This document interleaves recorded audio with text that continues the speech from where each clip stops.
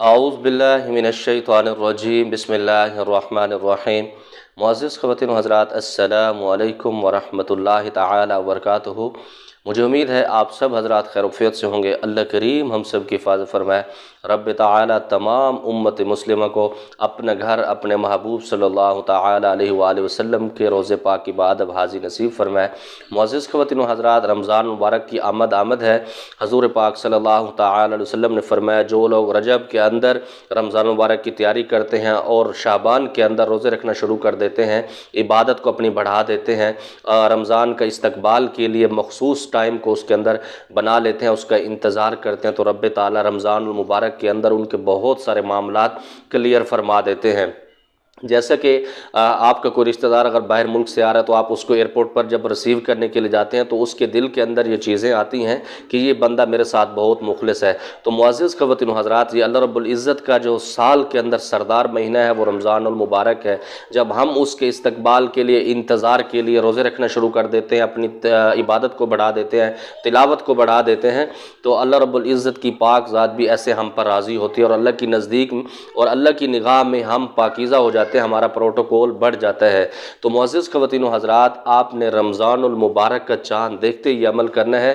چھوٹا سا عمل ہے، مختصر سا ہے، اور یہ عمل حضرت شیخ عبد القادر جیلانی رحمۃ اللہ علیہ ان کی بارگاہ سے مجھ تک سینہ بہ سینہ پہنچا ہے۔ کسی بزرگ سے نقل نہیں کیا گیا، کسی کتاب سے میں نے اس کو نقل نہیں کیا، سینہ بہ سینہ مجھ تک پہنچا ہے۔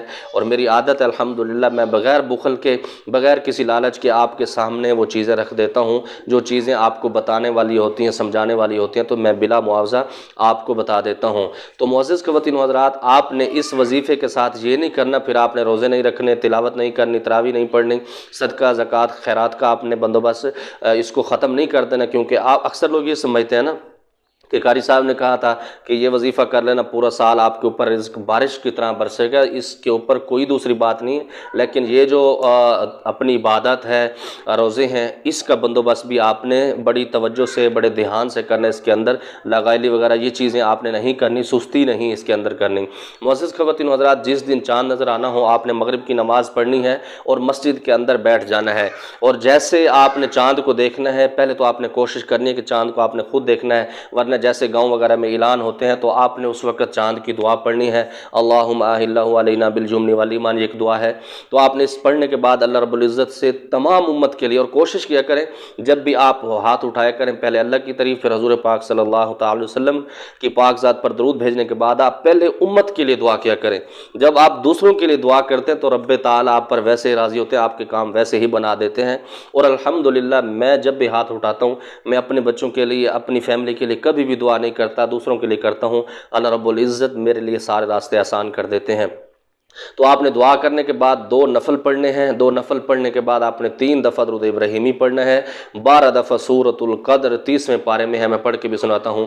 بسم اللہ الرحمن الرحیم، انا انزلناہ فی لیلۃ القدر وما ادراک ما لیلۃ القدر، لیلۃ القدر خیر من الف شہر، تنزل الملائکۃ والروح فیہا بإذن ربهم من كل امر، سلام هي حتى مطلع الفجر، صدق اللہ العظیم۔